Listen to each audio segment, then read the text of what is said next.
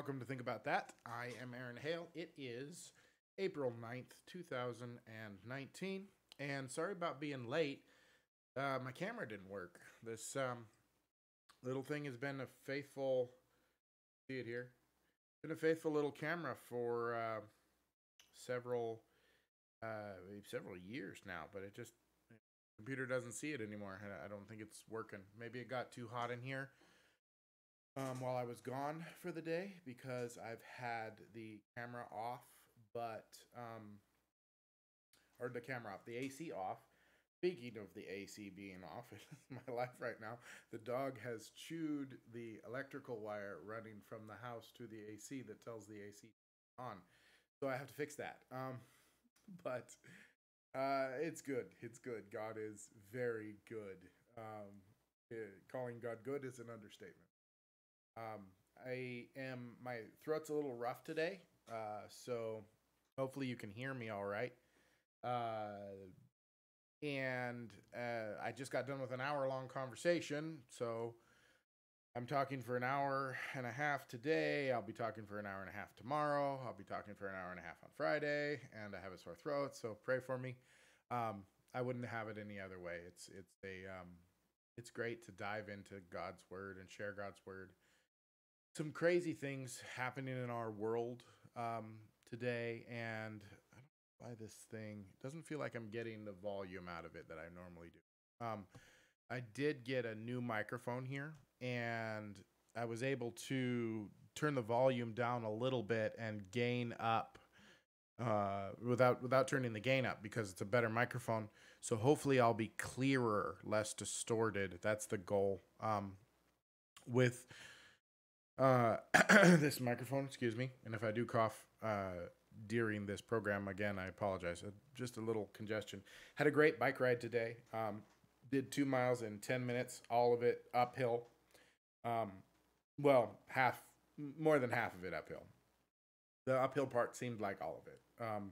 But it was enjoyable. I really enjoyed it. I was riding my bike, and the breeze was nice. The wind's a real thing. It was a heavy wind going into the hill, and it was like I was standing on the pedals just to keep moving because the wind was so strong. But then coming down the hill, I had the wind behind my back, and it was like 22 miles an hour, 23 miles an hour. It was fun. So we're here to talk about the aseity, infinity, and incomprehensibility of God today. And I put these three things together because they go together. And I'm talking about a series. I'm doing a series here on the attributes of God, and kind of making, making application as well as we go forward, hopefully.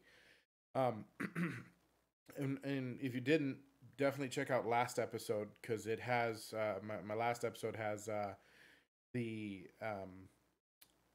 it's an intro of why talking about the attributes of God is important, what they'll do, what's the purpose of this, and the other thing I should mention is that as you study the attributes of God, you have how should I put this? You should look to be changed. I didn't say that last episode, and as I was walking away, I was finishing up. I thought about it, and you really should. If you gaze into the amazingness that is God, there's not really a better way to say it. If you gaze into the amazingness that is God, it should change you, and you should look to be changed. And I would say you should be nervous if it doesn't change you. You should be examining why it's not changing you. So we are talking about life-changing stuff here, and I'm going to put it all in a single playlist too. So not only will it be part of the episodes of season 3 for Think About That, it'll also have its own playlist on the YouTube page. So we're really talking about 2 verses in the Bible today, and that is Exodus chapter 3, verses 13 and 14. Verses 13 and 14. And they go like this. I'm reading from the ESV, and it says, "Then Moses said to God, 'If I come to the people of Israel and say to them, the God of your fathers has sent me to you, and they ask me, what is his name? What shall I say to them?' And God said to Moses, I am who I am. And he said, say to this people of Israel, I am has sent me to you. The aseity of God is, the word aseity is talking about self-existence. God is the only being in the universe that is not a contingent being. Each one of us, we had to have parents in order to get here. Our parents had to have parents in order to get here. Our existence, our being in and of itself is contingent upon. In other words, this is important because all things exist. And you have to ask yourself, where does existence come from? This actually goes back to the 5th century, where Augustine and a particular Aslan, I'm actually forgetting his name right now. It's kind of embarrassing, but a saint, a church father, writing in the 3rd, 4th, 5th century, brought to light or started with the ontological argument about God. Now that's a big word. It just means, ontology just means the study of being. So when we're talking about aseity, we're talking about the being of God. How does the being of God exist? God in it has being in and of himself, is what we're saying when we're talking about the aseity of God. So God is a being who is not contingent. He is not dependent on anything for being. In other words, his existence is of himself, which is why it's very appropriate for him to call himself I am. That word am in English, and in every language there's a single word that just, or several words that define being itself. And God is taking that word and defining himself as I exist, I am. Nobody can say that besides God. Nobody can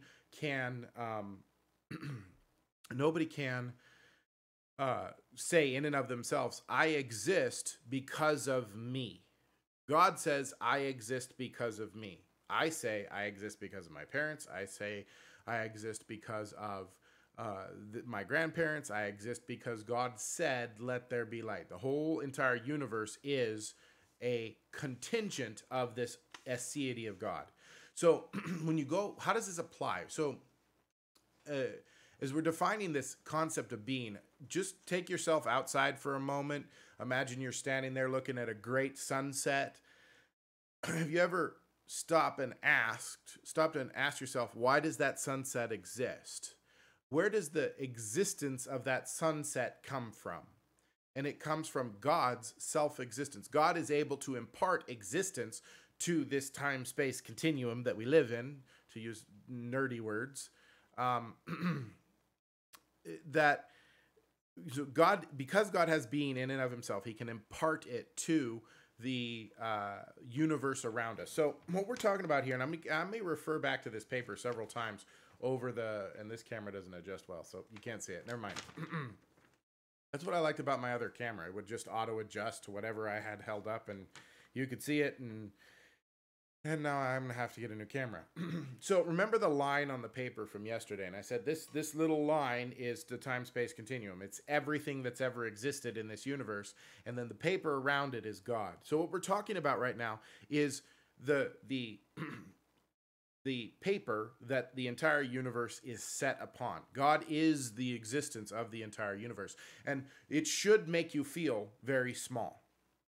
That when you think about the aseity of God, it should make you feel very small, very dependent. That's the thing.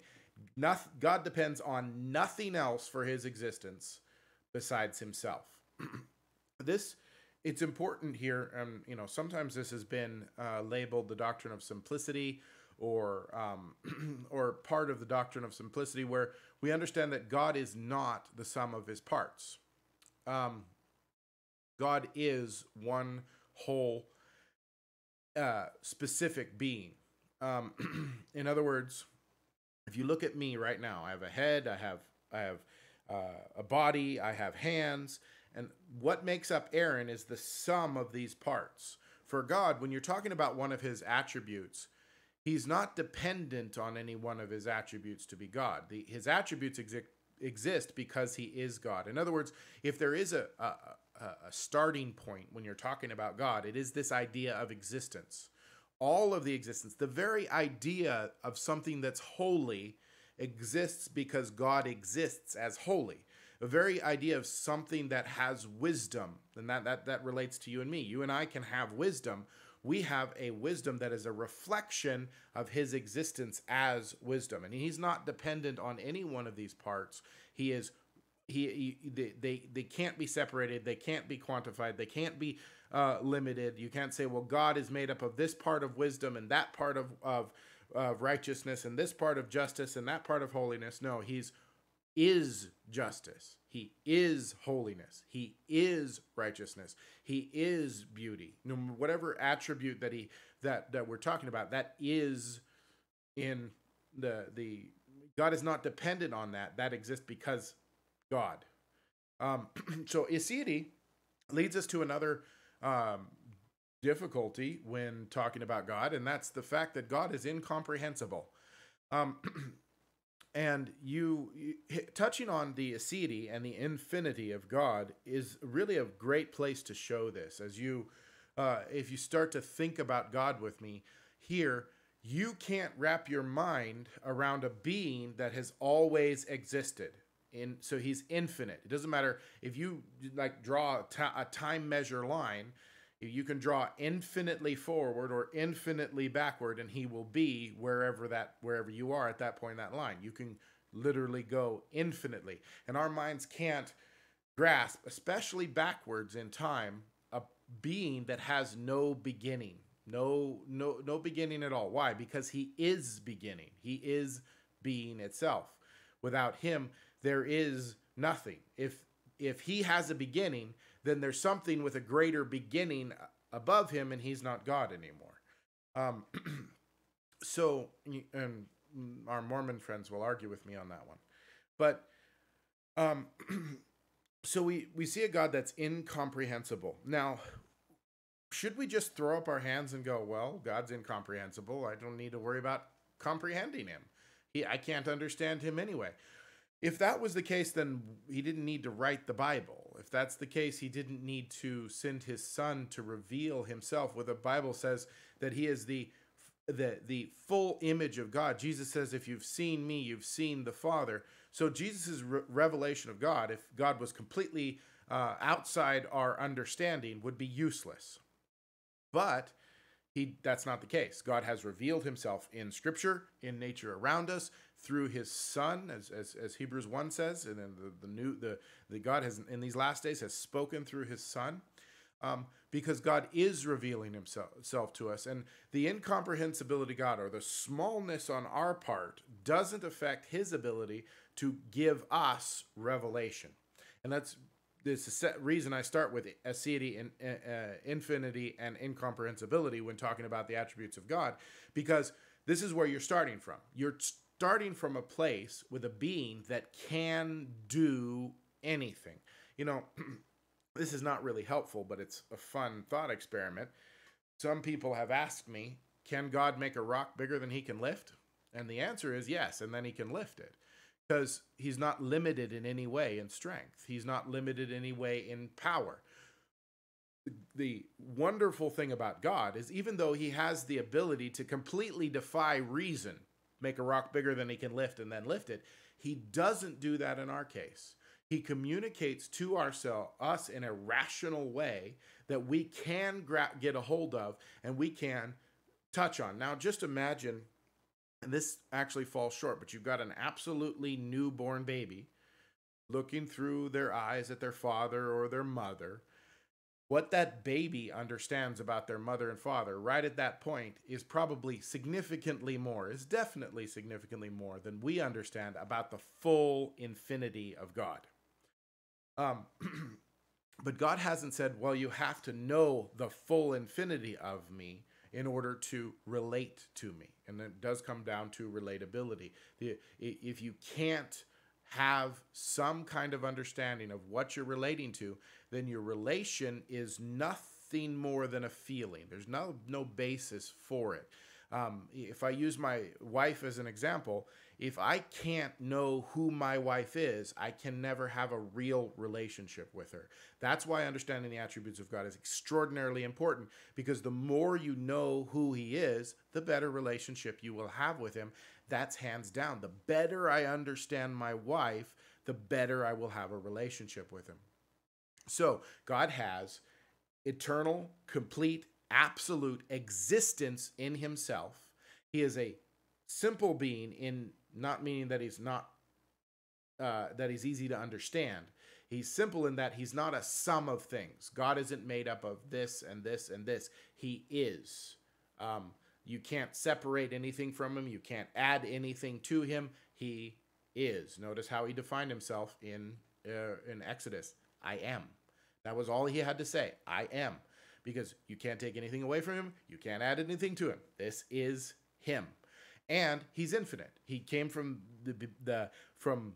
what we call eternity past. You know, there's never a time when he didn't exist. And what's cool is there's never a time when you didn't exist in his mind in eternity past. And I think I don't think we should limit him to a specific timeline. That doesn't work. It's why I have a problem with both partial and full preterist, not preterist, super and infralapsarian. That's the word I was looking for. I was talking to a friend about eschatology the other day, so I've got eschatology words stuck in my head. But super and infralapsarian arguments simply don't take into account that it was always set in the mind of God and never changed in order. God does not change. And if you know what those arguments are, you just heard my opinion on them. If not, if you don't know what those words are, let it slide right under the bridge, because it's you can go look it up if you want to. But it's an argument about what order God created sin in, basically. And it doesn't apply, because it's always existed in the mind of God infinitely into the past, and you have to understand you can't understand that completely. You can understand it, that it's true, because he's revealed it to you. You have that ability, and that, notice how faith comes into that. When we come and we talk, when we think about an infinite being who it contains being inside itself, he's revealed himself as himself. We don't even know that that's a himself unless he told us. That's how we know it's a himself. In the past, forever, you can't understand that, but you can believe it by faith, because he has revealed it in his word.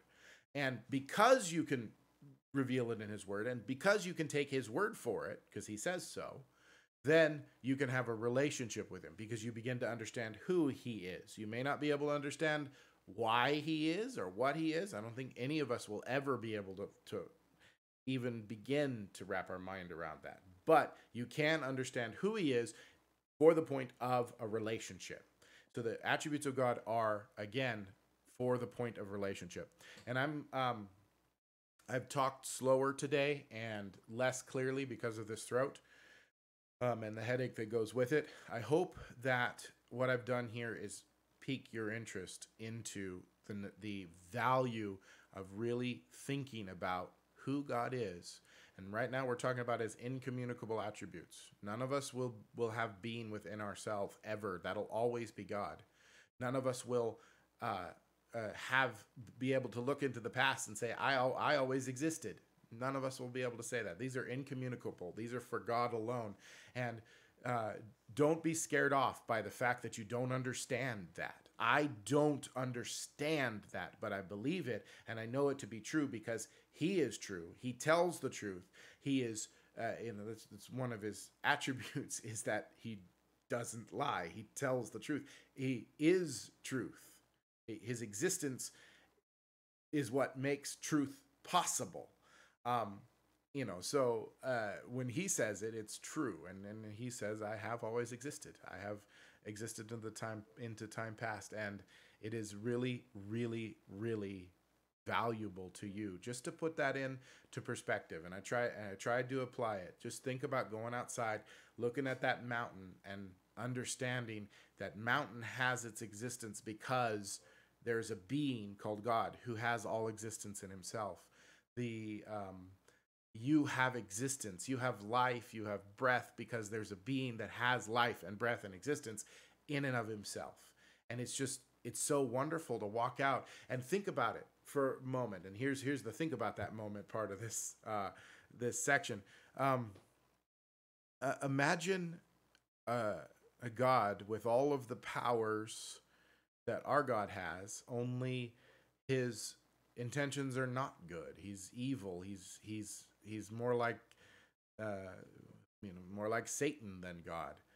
You can revel in the fact of God's aseity and his infinity and his incomprehensibility and all of the other things, that is because he's good. You step out and you look at that mountain and you take a deep breath of air and you realize that your experience of that air is dependent on this being that has given of himself being to the entire universe. And your appreciation for God should just deepen. You should just be like, thank you. Thank you. So think about that, and God bless.